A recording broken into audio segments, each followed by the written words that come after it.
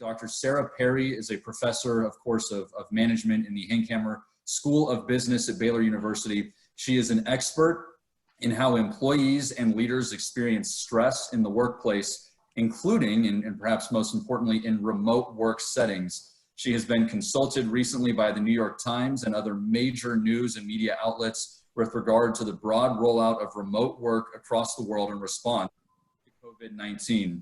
In addition to her research, Dr. Perry teaches negotiation and conflict management and human resource management staffing and oversees corporate partnerships and mentorships for the human resources management major. She also consults with organizations on topics related to organizational culture, leadership, and employee stress. Dr. Perry received her PhD in industrial and organizational psychology from the University of Houston, and she has a Bachelor's of Science from the University of Missouri in computer science. She spent several years in the high-tech industry before returning to her graduate school work and studying the phenomenon that she observed in her day-to-day life while she was working in that industry. So without further ado, Dr. Perry, I hand it off to you.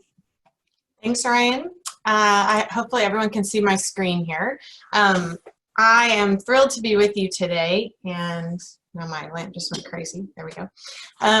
I am looking forward to having an open discussion, so please feel free to interrupt, ask questions, put questions in the chat.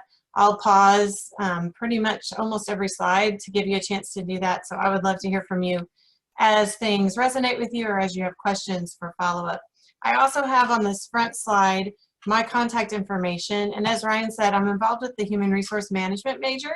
We have about 50 HR students at any time, juniors and seniors, and if you have any interest in interacting with the students one-on-one or in groups in that program, please reach out to me because we love to connect them with our alumni and professionals in the community that they're going to be entering soon. So first I'll talk a little bit about where I'm coming from when I tell you about the research I do and the insights that research has found on remote work. The main focus of my research is employees and leaders, and I'm looking specifically at how people are experiencing stress and well-being at work and across the work-family interface. So how do people experience stress at work, and how does that cross over into their family, those types of things. And for the past 15 years or so, I've been looking at remote work arrangements in particular. I came out of the high-tech industry where we worked from anywhere. Even in the early 2000s, it was very common to work from a coffee shop or work from home or work from wherever. And that's when I was in Austin working for several years before I went back to grad school. And so straight out of college, I got that experience. And then coming back to grad school, I just noticed a lot of interesting dynamics with that. So coming back to grad school, that was an area I chose to study more in depth. And so I like to take my research findings and those of others to do things like this to really help with people's implications and takeaways for how can you use these findings to make your life better, basically, in terms of human resource management, organizational development, leadership, from the perspective of the employee and of the leader.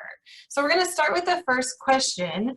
And so Ryan's going to pop the poll up here where you can answer. How has your experience been with remote work during COVID so far? And this is one of the questions we asked our participants, so I'm going to be sharing some of those insights as we go. And I will say, as people are popping in their answers, we saw such great variance on this. People, I read a lot of entries. We had over 700 people respond to our survey in March. And the difference in the answers from one line, someone was saying, this is the best thing ever, notwithstanding the pandemic, but I love working at home. And then others really having a really, really hard time. So no matter what your answer is, know that you're not alone. And it looks like the bulk of people are answering in the middle. So that is where most of us tend to fall. Okay, so so Ryan's sharing the results now.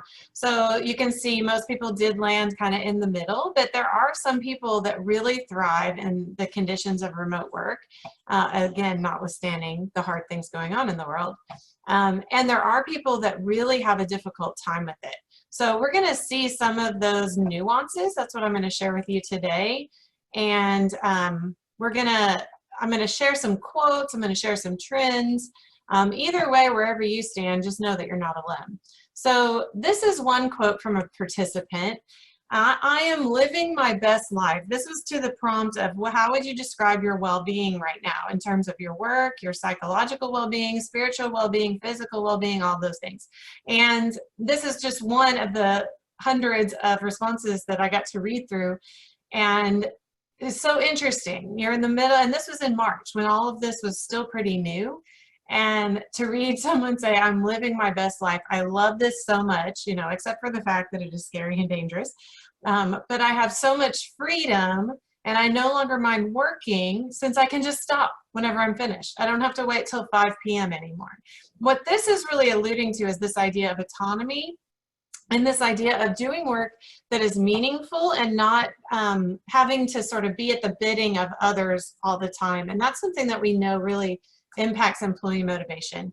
Here's an opposite experience. So I've suffered from major recurrent depression for years. So something like this has totally knocked me off my track. I long for structure and routine, and I feel like I have none.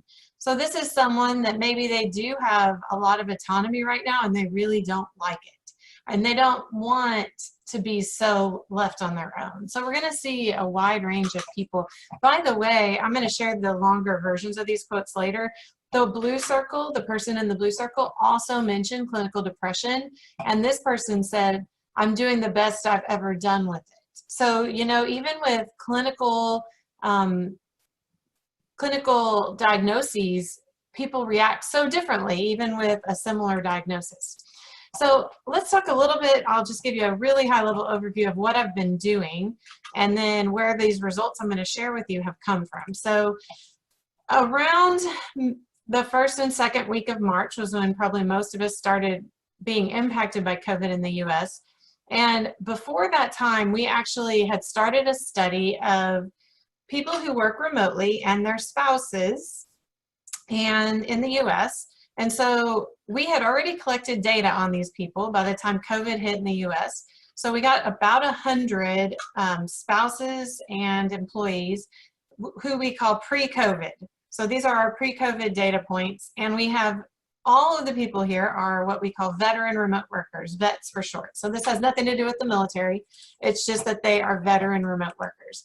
So then COVID hit, and we pivoted to try to capture this because we already had the surveys, we already had the recruiting, and we already had the funding to pay these people. So we then recruited people who were new to remote work and who were veteran experienced remote workers to fill the survey out during COVID. So we call this post-COVID, but it's after COVID, I guess, hit and started affecting the US. So this was in late March, and we continued to collect that data, and we now have spouse data as well that we just finished in May.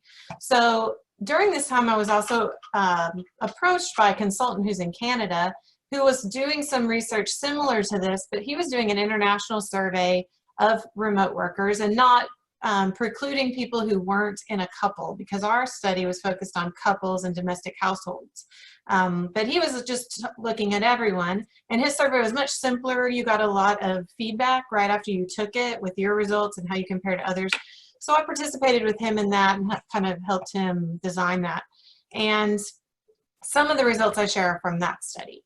And so then, as I said, we finished in early May, mid-May, with the second survey. So we have 2 survey time points, March and May, for the employees and then the spouse.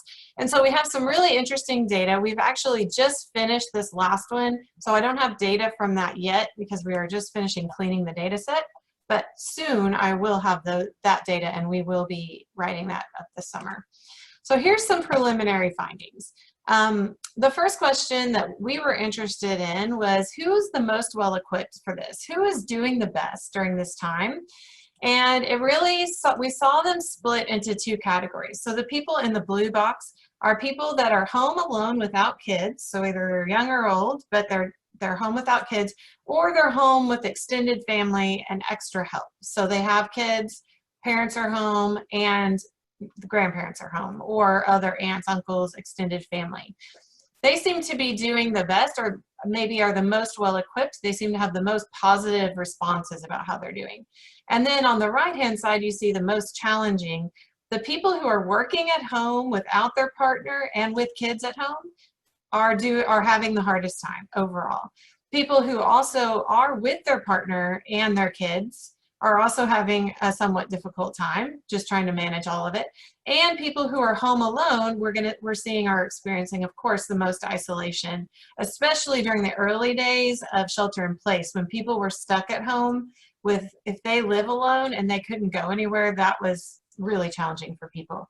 So here's a list of the things that we looked at. So when I say they're having the most challenging time, or they're having a less challenging time, or maybe even thriving, these are the things we looked at.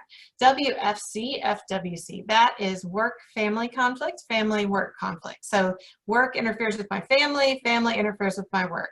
And so probably many of you can resonate with this when we're all trying to work at home. If you have kids at home and they're trying to do their schoolwork, everyone's around all the time. So everything is interrupting everything else. So of course we saw that go up, particularly for the group on the right-hand side. We also saw workload and family workload go up in general. Although when we compare veteran remote workers before COVID and during, we didn't see workload go up significantly. But overall, for these different groups, the people on the right feel more overloaded in terms of their work and their family. And then in terms of perceived support from the supervisor, from their organization, from their family, the people on the right are reporting lower levels of support, that they just don't have the support that they would want or need as much as the people on the left. And then there's this idea of resource utilization. If you think about, you have resources at your disposal to use to help you, to protect your well-being, to do your job. But the people on the right aren't using those resources as well as the people on the left, possibly because they're so overloaded they can't even think about doing that well. And then finally, readiness is this idea of, do you have the technology you need? Do you have the desk, the chair, the space, the internet connection, stuff like that? Is that all in place for you to do your work well? And then do you have the skills to do your work remotely? So a lot of people, as they're coming home and working at home for the first time, did have a learning curve, but the people on the right we saw were the least ready to work at home. And so those are some really high overarching high-level results. If anyone has any questions or comments at this point, I'll pause and let those be heard. Nope, okay. So moving on, we also compared just some differences in newbies, new remote workers versus veteran remote workers experience. And we actually have a paper under review for this right now. We looked at something called sense of control. So it's kind of like autonomy. It's how much control you have over your home and your work. And we looked at them separately. And what we found is that the newer remote workers really benefited from having a high sense of control at home and a high sense of control at work. And we looked at work-family balance and perceived stress for these people. So newbies really did benefit from having control or autonomy in both domains. Interestingly, and really in contrast to the literature, 2 decades worth of literature on remote work, sense of control at work was not important for the experienced remote workers, but sense of control at home was hugely critical. So you can imagine if someone was working remotely before, that might be some of you, and now suddenly the domain is invaded by everyone else in your household. So now you probably feel like you have less of sense of control at home, which our results also showed. But we found that this was the most critical factor. Sense of control at work didn't really matter for these people. So you could think, you know, there could be some things a boss could do to help with this, but probably awareness is the first step. So if you think about you're feeling particularly out of balance or stressed, think about your sense of control at home. And how much say do you have over how things are working? And what conversations could you have with whoever else is in your home to help you manage that better. So maybe you need to try to control that by negotiating with your spouse or your kids about how things are working at home as you're trying to do your work. And just in terms of balancing things overall and the stress you feel, that could help you improve. Another thing we looked at here is the veteran remote workers before COVID and during COVID or after COVID hit. And so we found that in general, they felt they had a lower sense of control at home, which makes sense. They're less satisfied with their work arrangement of working remotely. They are less confident in their ability and their identity about using resources for cross-domain goals. And I'll say a little bit more about that here. If you think about at home, you have a little more flexibility. You aren't sitting in your office in view of everyone else, right? You also may have a little bit more time that you aren't spending getting ready for work or commuting. And you could think about how do you use those resources, even if you just focus on flexibility and time, to help you manage your life better across domains. So one example a lot of people give is it's great to work at home because I can go throw a load of laundry in on a break, or I can go on a walk during my lunch break, or I can sleep a little bit later and get more sleep. So there's lots of things, ways you can use that extra time or just the flexibility you have. Maybe you can multitask in ways that you couldn't before, like your kid is sitting off to the side of your video conference and they're doing their work and you're doing your work, and you can help them a little bit. So those things can help you manage. We expect, this is one of the newer things we're measuring, can help you, but the veterans don't feel they're doing that as well during COVID. So it could have something to do with the fact that we feel more overwhelmed. We also obviously have less choice and flexibility. If you were a remote worker before and you enjoyed your freedom to go to a coffee shop or something, you can't do that right now, or haven't been able to do that for a little while.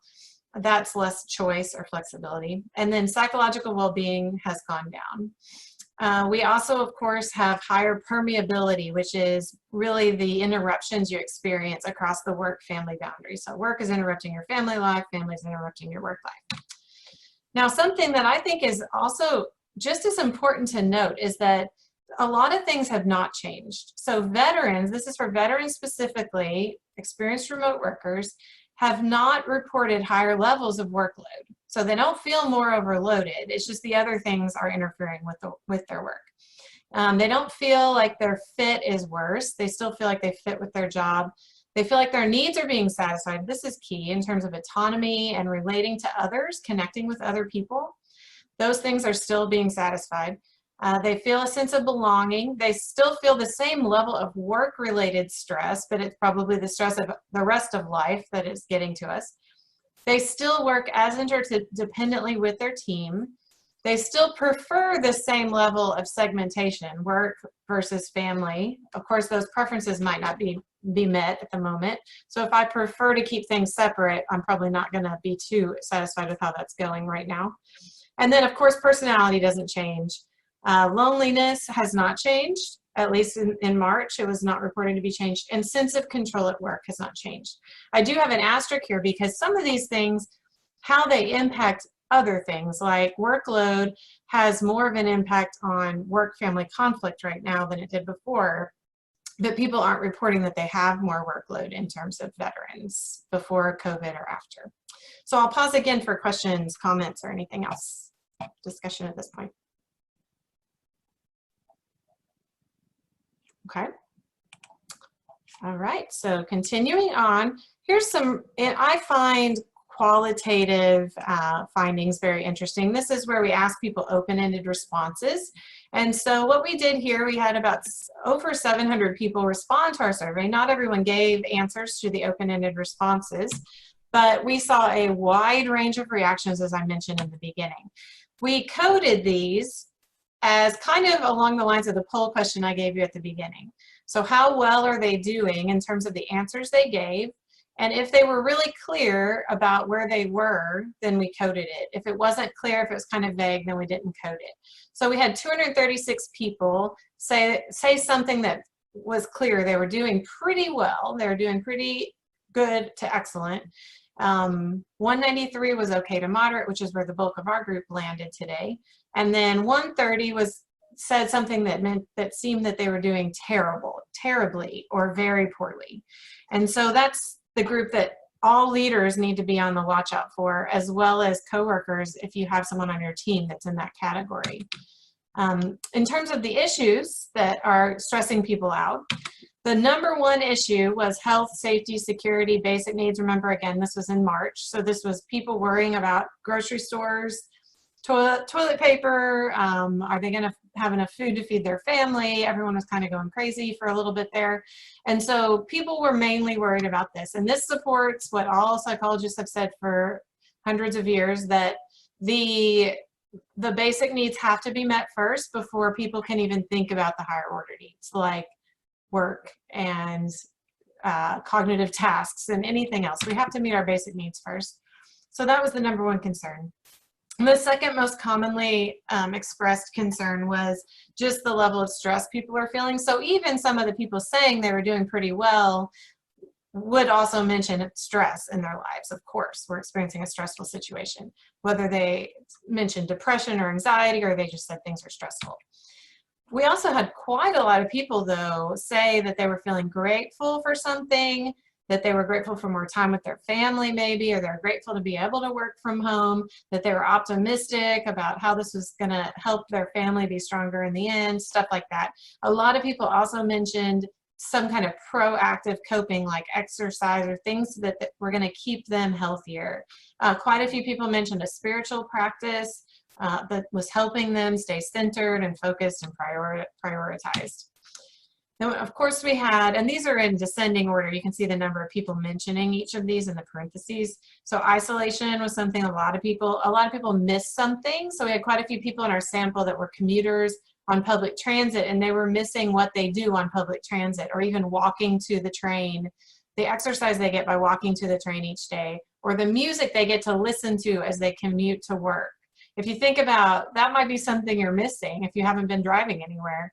What do you do in your car usually, and are you missing that now? So if you're thinking of something that you can reinstitute, you might have to be more purposeful in your home to do that. Of course, quite a few people mentioned work productivity challenges, but it was far less than the other things. And then financial challenges and childcare challenges. So really surprisingly, I think it was about half of our sample had kids, but that was mentioned far fewer than I thought in terms of the conflict that they're experiencing between taking care of their kids, although it did come up and I have a few examples. So I'm going to share some examples. I'll start with the negative, the people that are having a much harder time. And I think probably all of us can see some of ourselves in each of these quotes. And if not, it might help you to know that people are out there feeling this way, because probably you're working with someone who's feeling this way. At least one person on every team is probably feeling this way. So here's one: I'm exhausted, trying to be happy, engaged mother, a productive worker, I'm working late, wake early. So they're trying to fit in work wherever they can around their family. I think a lot of us can probably resonate with this.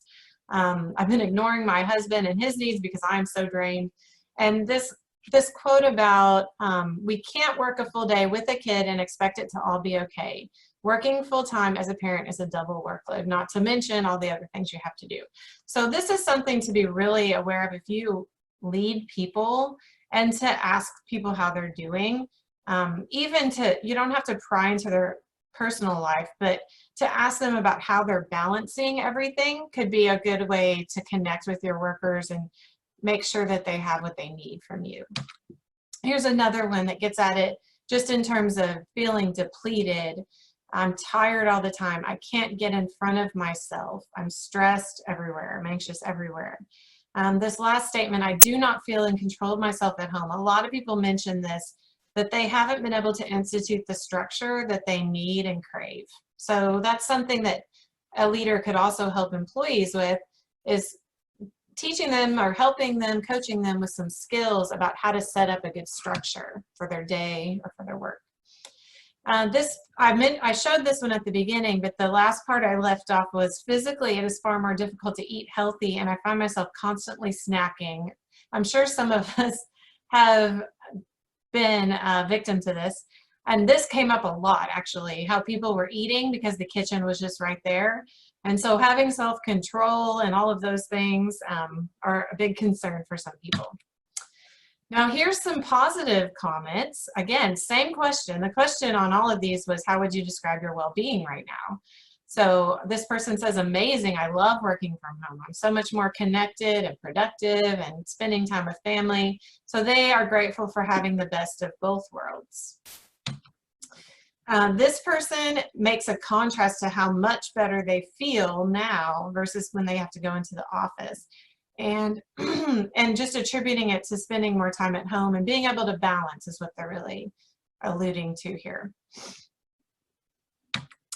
This one is the one I showed you at the beginning about waiting for 5 p.m. to hit, but then this person also says at the end, I'm clinically depressed normally, but this has improved my emotional well-being so much. So imagine, and there might be someone on the call today who can relate to this, how a global pandemic can make us feel better about a major issue that we struggle with all the time. So just thinking about how different the people you work with, the people that work for you are handling this. Just think about these red versus these blue bubbles and keep that in mind.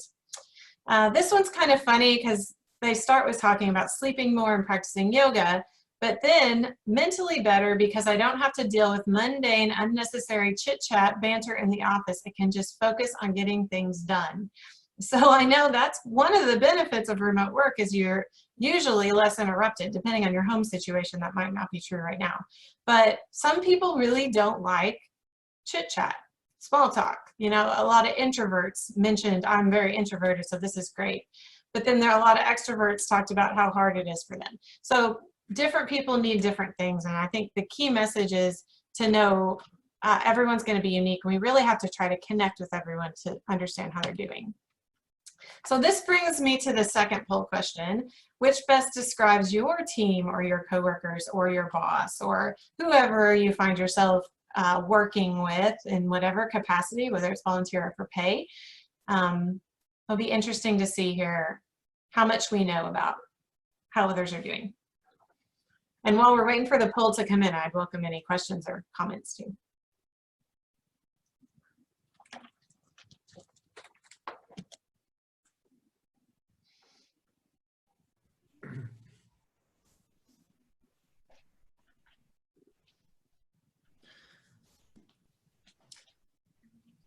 Good. So far, most people are supporting each other, doing well. That's good. That's really good to hear. In terms of having a challenging time, I'd be curious if anyone wants to share what's been hard for your team or for you about this at this point. Hey, Dr. Perry, we did get a question about the ratio of the men to women that were respondents to your research. Mm-hmm. It's about half and half. So we have, I don't have the exact numbers in front of me, but they're about half and half. One thing that is severely out of balance is 80% of our sample is white. So ethnicity-wise, we are not very diverse. And we have, I'm not sure why that is exactly, because we did a really broad recruiting strategy on social media through a lot of different professional organizations. But yeah, for gender, it's about half and half. All right, so there's the results for anyone who hasn't seen them yet. So I think one of the key messages that I just want to take home, everyone to take home, is this is a particular time that could actually enhance the cohesion in your team. If you think about how well you're handling this and supporting each other, it could be a really great growth experience that could have benefits into the future once we do get back to the office in whatever capacity we do that. But it could also be something that we have to be careful not to just want to jump back into the way things were, because we don't want to bring the bad back in with the good, whatever those things are. So I'll touch on some of those as I go through the next section, which is our best practices. So all of these are informed by my own research, but also the last couple of decades of research on remote work, telecommuting, telework. You hear it described a lot of different ways. And so these are the overarching things that researchers have found are most important to making it successful and making people happy in this type of arrangement. So number one is autonomy. This figure shows a little bit, just it summarizes what lots and lots of research shows, and it's showing this for exhaustion. So the more autonomy you have, the less exhaustion you have as you work remotely more often. So in remote work, it has been shown over and over again that you need to have a lot of autonomy. You cannot micromanage from afar. If you try to micromanage from afar by giving people low levels of autonomy, then you're going to have burnout in addition to lots of other things like dissatisfaction, disengagement, and other things. So that's the first key message. Do not try to micromanage from afar, but we have to support from afar. And there is a caveat, because I said it at the beginning, not everyone wants a lot of autonomy. So I'm going to talk about that more in a minute to get into those nuances. But we have to figure out how to support from afar without appearing like we are micromanaging, and making it clear that we don't want to micromanage from afar. Like there are things that we might have to oversee if we're a leader, but make it clear what we're trying to do in our intentions, not that we're trying to check in overly. So that leads to key number 2, how do you stay in touch? So from the employee perspective, one of the big concerns about remote work is that they'll lose their visibility and their promotability and career opportunities. So research has not shown that to be true, but the most successful remote workers are those that proactively stay in touch, that make sure that they don't disappear. So even if you don't see people in the hall, do you make sure that you are in front of people, whether it's video conferencing, calling people, emailing, etc. And also knowing how to communicate the impact and the metrics that you would use for success in your job. So staying in touch with the impact and really even the way that the remote work has affected your work and your productivity and your overall well-being. So communicating those things to your leader or whoever makes these decisions can be important. From the leader perspective, it's important to provide opportunities for people to connect, because that's another concern we have about remote work is the isolation. But basically finding the right balance. So don't overdo it, but find a way to facilitate, informal interactions like that. Idle chit chat you might have in the hallway does serve a function for people getting to know each other and connecting even beyond work-related conversations. So doing that in a way that you can do that virtually, figuring that out is important. The next thing is boundaries. So the work family literature and the remote work literature together give a lot of recommendations about this. So number 1 is time. We have to set proper boundaries around our time, because if we work remotely, we are in danger of working more than we would have regularly. Because if you think about it, if you work only at the office, then you probably, maybe in this age of access all the time, maybe not, but setting a time when you stop checking your email or you stop thinking about work. So that's going to be key for well-being. One way you can do that is transition time. So even if you're working from your home office or your bedroom, if you think about how you can transition from work to home in a way that you used to, or to replace something you used to do, like I mentioned, the music or the exercise or the podcast or whatever you used to do, that might help you to set some boundaries around time. And if you have the flexibility to decide when you're working, to really think about, of course, a lot of us are really invested in our work and want to devote a lot of hours to it and a lot of cognitive attention to it. But think about if you have several calls that are going to go later into the night, maybe you do need to spend more time with your family in the morning, those sorts of things, so that you can just kind of maintain some sense of balance. The next one is space. So not everyone is fortunate enough to have a place where they can work at a desk in an office with the door closed. If you are, then you should take advantage of that. But if you think about how you use your workspace and how you use your family space, if you can delineate those to some extent, then you may find that you can strive for that balance, achieve that balance a little more easily. So some people say, I work at my dining room table, but when I'm finished working, I close everything up and I put it in a basket or in a drawer or something. It's gone out of sight for the rest of the evening, because we need time to restore. So back to the time. But whenever our laptop is right in front of us all the time, if we never put it away, out of the space, then that might be something that results in exhaustion over time. And finally, expectations. So if we need to communicate proactively about what we expect from ourselves, from our leaders, from our subordinates. So what are the employees expected to do? And we just have to be much more clear about setting these. And in a time like COVID, we have to adjust those. So have proactive conversations about what's healthy right now and what do we actually expect of ourselves right now. So the fourth one is needs and resources. So these are going to be met differently at work versus at home. So if you think about what needs are automatically met for you at work, you see a lot of people, you interact with a lot of people that are professionals in your same field, you may find yourself missing that at home. There are other things though, like easy access to the printer that makes good copies, you know, or the coffee machine or whatever, things that you typically have met. There was one guy that said he had to buy a coffee maker at the beginning of this because he always took his coffee at work. And so he just he didn't even have a coffee maker at home, and that was a need he had to have met at home. So you have to think about what's not being met or what's met differently at home, and what do you need to ask for. So really do an honest inventory of what you need, whether it's a proper desk, a proper screen, the technology, Wi-Fi, whatever you need, or what do you need from your family, going back to sense of control at home to help set you up to do a little bit better at your work.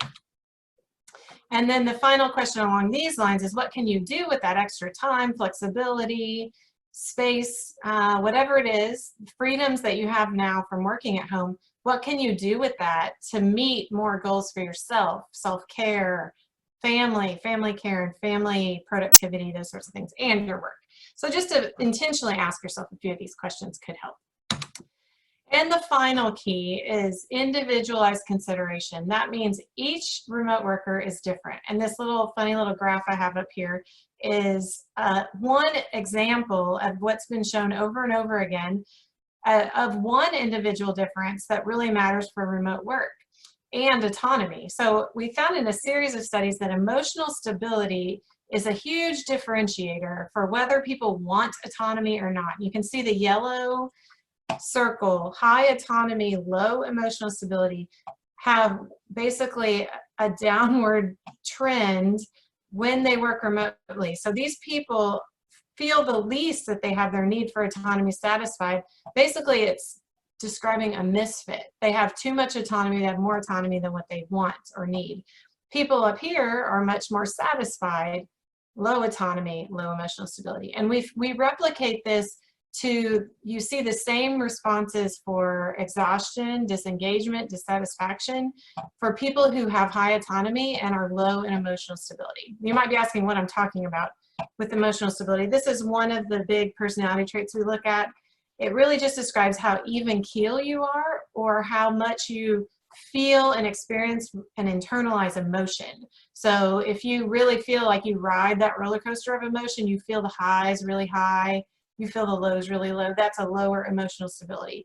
If you see people at the office who work for you who have a hard time dealing with unexpected stressors or unexpected demands, and they really get kind of knocked off kilter from that, that would probably be someone who's lower in this trait. Someone who never seems to be affected by anything, they are extremely even keel, that would be someone that's high in emotional stability. And you can see they have a high need for autonomy, and they want to do that. And whenever they work remotely, particularly, they need to have that freedom.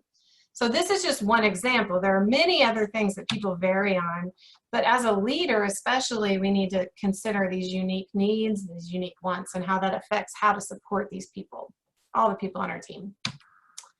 So in conclusion, to all the things I shared with you are in general about remote work, whether it's COVID or not. But when we're thinking about COVID specifically, I just have 3 final points. One is that we do, as I mentioned, need to revise expectations. If we think about demands or stress as one side of a weight and balance, and resources are on the other side, we have to recognize our resources are lower right now. and stress is higher for everyone. So how can we adjust our expectations to put that a little bit back in order, knowing all of the sources our stress are coming from right now? Another thing to consider is, how can we learn from this, and how is it going to change the future way we work? So thinking about that for yourself and your team is going to be really important. What do we want to keep doing? What has worked well while we've all been remote? What do we want to avoid resuming? Are there certain meetings we haven't been having that none of us miss? Well, maybe we shouldn't start having them again. Anything else, bad habits or anything else in terms of how we thought work had to be done? How have we changed now that we might not need to do work the way we thought we had to do work? And finally, checking in on each other is so key. Who is handling it well? What can we learn from them? Asking your employees questions like, what is going well for you in this? What is challenging for you in this? What are you doing that really is helping your family deal with all of this well? And learn from each other, but also knowing there probably is at least one, if not multiple people in your team struggling, and how can we support them even better? So that brings me to the end, and there's some contact info that we can address questions and have whatever discussion you'd like to have. Hey, Dr. Perry, one conversation we had yesterday that was, I thought, really intriguing was this question of what are some of the things that people in management positions can be asking of their coworkers or the people that they're managing to check in on what their emotional and how they're handling this situation. Yeah, I think every leader should have conversations one-on-one with their employees, their team, because not everyone's going to admit it in a group Zoom call. So you really have to do these things one-on-one, but asking some questions from different angles. So what is going well for you right now? What is challenging for you right now? How would you describe how much you like remote work at this point? You know, things, asking for their honest insights. Maybe asking how has this affected, if you don't mind talking about family, how has this affected your family life? Is there anything we can do from a work perspective to help you balance things better? Those kinds of, so asking about positives, but also asking about challenges. Not everyone's going to answer you on the first question, so you need to have some probing questions to get at how they're really doing. Like, what is the most difficult thing for you right now? Some people still might not share with you, but you've at least tried to connect with them. Hey, Dr. Perry, Yeah. Are you going to be sharing this deck out by chance? Yes, Ryan has it, and he can send it out to everyone. Yeah, because it's especially the second half. It's got some really good stuff in there to think about. What is the walking into maybe some of these conversations and having a more pointed conversation with folks that are within our groups? Is there a particular method you would use to kind of immediately maybe associate somebody to a particular profile so your conversations and thoughts and ideas and support can be aligned appropriately? Yeah, in terms of emotional stability, you could just reflect on what you've seen in terms of how they react to, how people react to challenges at work. That's the first thing, if you just look at the past track record. But if you want to ask questions about how are you, I really recommend asking, how are you doing in this overall, but then having some specifics, like what has been the biggest surprise for you that's hard for you? And then I think out of your conversation, you're going to see what they need and what they don't. But you can also ask the pointed question, do you need more support from me? Do you need more interaction from me? Or do you feel like we talk, is it enough or is it too much? Do you feel like the number of meetings we have has become a burden? You know, I don't know that people would admit it, but if you can ask it a few different ways, you can get that information. But definitely the past track record, how did they act in the office before all of this? That can give you a good idea of how hard this is for them right now. That's good to know. Hope that helps. Good perspective. Yep. I had a question, Dr. Yeah. Perry. Can you re-clarify? So you said that somebody with high emotional stability would be able to handle high autonomy. Is that? And wants it, yes. And wants it. Gotcha. Mm-hmm. Yeah, and we found that same thing with other stressors and other resources, but autonomy is always the key consideration, that you don't want to give people, if you think about people being remote, they're out on their own, and then you give them a lot of autonomy, meaning they're even more out on their own, and they need more support and resources from you. So asking the question, you know, do you feel like you have enough support for me would be one way to get at that if they feel kind of too left alone or too unsure, unclear what to do. I don't know if you had a follow-up question to that. That's good. Thank you. Okay.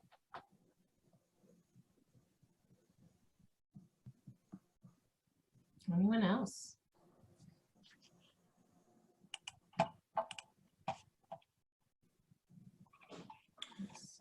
So I don't see any other questions. I know that Dr. Stabler, hopefully I'm pronouncing that correctly. Sorry if I'm not Dr. Stabler, but she commented on the idea you were talking about, Dr. Perry, about kind of always working. Yeah, I just read that comment. My work group is really struggling with always working. This is where boundaries are so key. And some people feel like they need permission, I think. So if you're a leader in that group, to really give people permission and almost a sense of structure that they might not feel they can institute for themselves. So to have, you know, if we have an established work day, work hours, you know, let's try to turn it off. We need, I mean, research shows over and over again, we need time for restoration. We have got to shut our brains off from work. We cannot think about work 24/7 and be okay. So give people permission to shut it off and do the things that restore them. And the more intentional people can be with those choices of what they do in their restoration time, maybe the even healthier they'll be. But I get it. I find if I keep my phone with me, I'm checking email 24/7 unless I'm sleeping. So I have to purposefully put my phone aside, or else I respond to student emails at all times of the night. I mean, and students are funny because they'll apologize for emailing me so late, which normally I wouldn't even see if I wouldn't look at my phone. So it wouldn't bother me at all. You know, I can respond whenever I get it. But they often apologize. Sorry for the late email, just about a general question. So we just have to give ourselves permission to turn it off.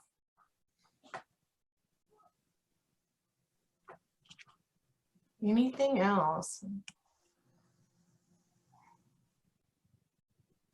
Yeah, okay, there's a comment I see now, Leslie. My coworkers are all volunteers. It's been interesting to see the engagement in our business side of our organization has had higher participation, teleconferences. So in terms of remote workers and who's working remotely and who continues to stay engaged, we definitely know that people who are intrinsically motivated for their work and find meaning in their work will continue to work no matter what structure you give them or don't give them. The people that you might be concerned about how engaged they are might be the ones you might be a little worried about. They might be checking out or even watching Netflix, you know, and that's the concern a lot of people say. But another concern is innovation. So we heard yesterday on the call from a guy about some friends he has at Microsoft and how the first few weeks were great, but now they're really missing that face-to-face work that they get to do, that collaboration. So you really might have to work harder to get that collaboration and that innovation. We know face-to-face works better for really high levels of innovation. And the research shows that 2 days a week of remote work is the sweet spot for satisfaction. So all of us right now probably have more than that. And it could be part of why we might feel a little dissatisfied with it. But if we can institute some, right now, while we might still be stuck at home, we might have to institute some other things to enhance that innovation. Often it's just the offhanded comment you might have in, you know, in a conference call or in a one-on-one call or in the hallway. So to have time for those things, it might feel a little forced, but you might have to have like a virtual coffee break just to try to have some of that.